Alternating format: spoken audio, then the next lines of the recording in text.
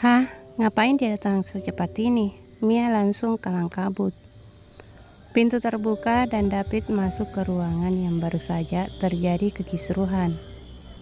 Buruan dandan secantik mungkin, gue tunggu setengah jam, titahnya tanpa basa-basi dulu sambil melihat arah jam yang melingkari pergelangan tangannya. Hah? Apa? David mendesah. Dia meletakkan helm yang masih ada di satu tangannya ke meja. Gue cuma dikasih waktu sejam sama bokap buat jemput lo. Kalau kelamaan dia keburu pindah jadwal. Dan dikiranya gue sengaja nyari cewek buat dijadikan pacar bohongan. Tapi setengah jam, Mia histeris. Nggak belanja dulu, baju lucu, sepatu gemes. David mendesah dan menajamkan matanya. Banyak protes gitu, maunya dibayar 5 juta. Mia langsung terdiam. Terus pasnya berapa sih? Ucapnya lemah tanpa berani menatap David. Kalau lewat WA saja, Mia baru berani bertingkah sembrono sama David. Giliran ditetap gitu doang, aslinya Mia langsung jiper. Ya elah, setelah melewati proses panjang pengaplasan jidat, rupanya tawar-menawar kalian belum kelar juga. Ishak akhirnya berkata. Dia menjatuhkan tubuh di sofa. 1 juta sejam, gak lebih. Gertak David membuat Mia mengkerut. Iya deh, iya. Tapi jangan salahin kalau nanti aku berbuat salah. Performa Mia menyesuaikan tarif pokoknya. Mia memberanikan diri mengangkat wajah dan menatap David dengan tampan cemberut. Ya udah, buruan ganti, yang cantik. Mas David mau aku tampil kayak gimana sih? Emo-emo gitu? Atau nerd? Atau Korean looks? Mia berkedip-kedip antusias menyebutkan yang terakhir. Cukup jadi perempuan waras aja. Memangnya selama ini aku agak kurang waras apa? Mia menggerutu sembari berjalan keluar ruang tamu. Waktumu tinggal 25 menit lagi. Kalimat itu berhasil membuat Mia berlari menuju kamarnya. Waktunya Mia kembali membuka perlengkapan makeup yang sekian lama tidak ia gunakan sejak libur kuliah. Menyaksikan wajahnya sendiri di pantulan cermin, dia merasa sangat bersemangat. Bibirnya tersenyum, matanya bercahaya, tangannya mulai beraksi mengoleskan pelembab muka dan sebagainya. Setengah jam kurang 5 menit akhirnya makeup minimalis super kilat itu kelar. Mia menepukkan 2 tangannya, bibirnya melengkung puas menyaksikan penampakannya. Entah berapa lama dia merasa tidak tampak secantik ini. Mia jadi tertawa malu mengagumi dirinya sendiri. Dibongkarnya lemari di kamar itu. Lantas Mia mencari atasan pinek warna putih. Katanya outfit paling tepat untuk bertemu calon mertua. Itu yang tidak mencolok dengan warna terang dan motif-motif rame. Jadi Mia akan tampil cukup santai dan sopan. Tidak juga membuatnya kelihatan seperti ingin berangkat kerja. Di depan cermin tinggi, Mia mengenakan pineknya dan skinny jeans. Lalu ia selipkan atasan bagian depan ke dalam jeans sementara bagian belakang ia biarkan longgar atau biasa disebut dengan French tuck. Dikenakannya palazzo super manis, juga tas selempang panjang. Hei, anak di depan cermin. Mia menunjuk dirinya sendiri yang sedang tersenyum-senyum riang. Kamu keren. Nikmatnya sensasi memuji diri sendiri. Sudah lewat 10 menit dari waktu yang diberikan David. Namun tampaknya cowok itu masih anteng di bawah. Oke, untuk sentuhan terakhir, Mia menyemprotkan parfum terwanginya yang beraroma lembut dan agak membuat mabuk kepayang. Dipatutnya sekali lagi gadis cantik di dalam cermin dengan rambut yang dibiarkan tergerai. Dan hari itu Mia tampak seperti peri mungil yang lebih dari cantik. Dia tampak indah dan lincah. Erlan berjalan ke meja dapur membuka tudung saji. Dilihatnya ikan goreng yang kelihatannya begitu nikmat dicocol dengan sambal meski sudah tidak panas. Perutnya mulai lapar gara-gara cuma sarapan bubur ayam. Selama ini dia terbiasa makan nasi. Lidahnya juga mulai cocok dengan masakan Mia. Tetapi kalau ingat gadis itu semalam baru saja mengatakan serentetan kalimat yang membuatnya risih, Erlan jadi maju mundur. Dia tahu sikapnya yang satu ini menyebalkan.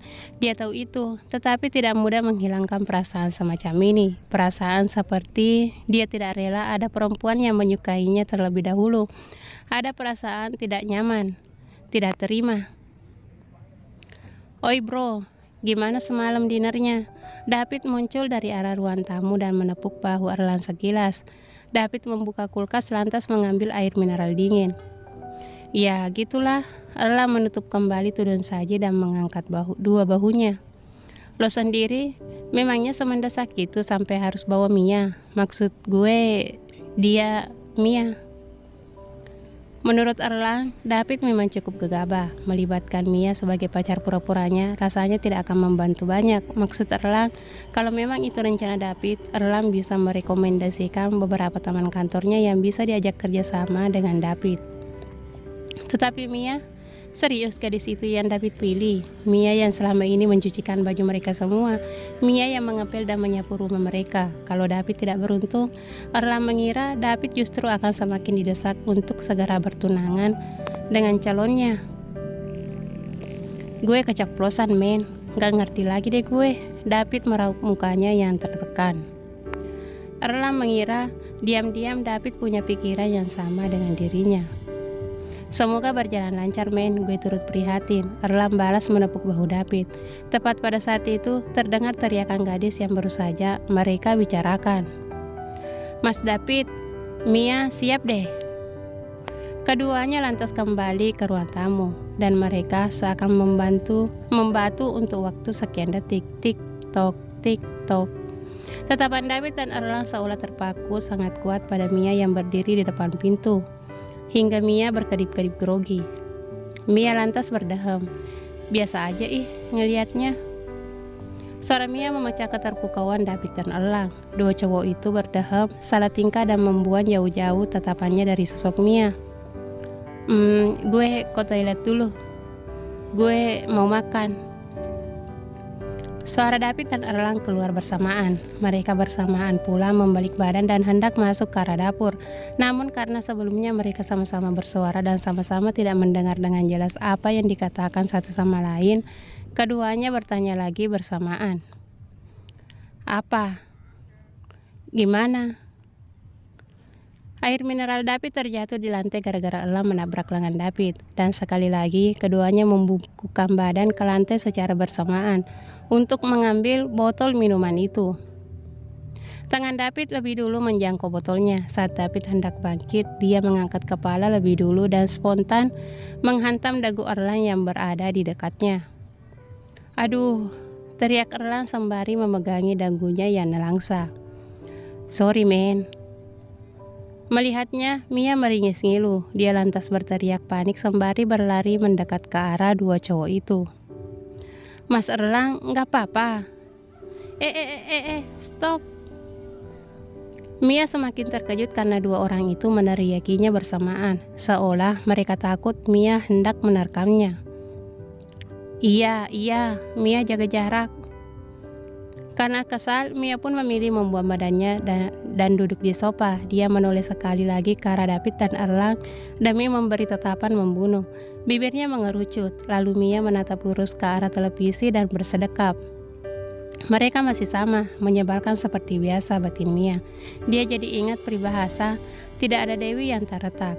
Tak ada dewi yang sempurna, semuanya punya sisi-sisi manusiawi yang selalu saja bikin Mia bete. Enggak David, enggak Erlang, enggak Wibi, tapi Wibi sedang baik karena dia masih di puncak. Enggak Ishak. Enggak ngerti apa? Desah David ketika melihat Mia yang berubah bete. Mulai meresahkan, Erlang cuma bergumam tidak jelas ketika tanpa sadar mendengar racauan David.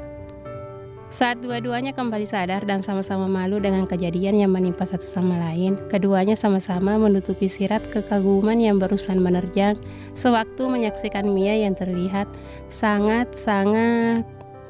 David bahkan tak sanggup mengungkapkannya sekali lagi meski dalam pikirannya terlalu memalukan.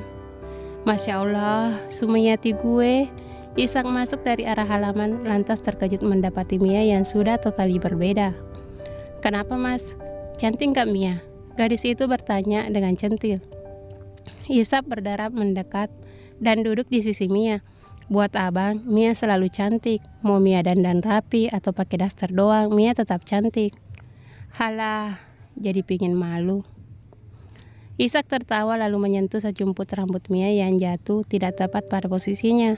Dia rapikan sebentar. Abang ke kamar dulu ya Mia. Mia pun mengacungkan jempolnya dan tersenyum. Ishak menutup pintu, menguncinya lalu merebahkan tubuh di ranjang. Matanya menatap plafon. Mia tidak tahu, tak seorang pun tahu kalau Ishak mengatakannya jauh lebih jujur dari apapun. Mungkin selama ini Ishak hanya tampak seperti badut di mata semua orang. Tak ada yang benar-benar peduli pada perasaannya. Tak ada yang menganggap serius omongannya.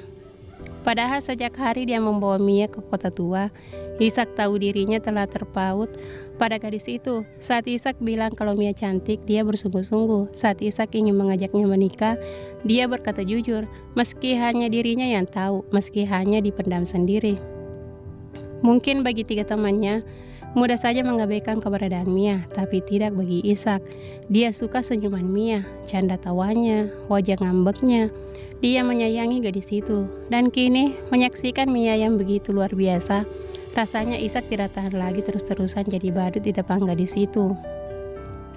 Di sisi lain, dia masih berperan dengan statusnya sendiri. Ada Renita, juga perasaan bersalah yang membelenggunya, karena hati Ishak tidak bisa setia.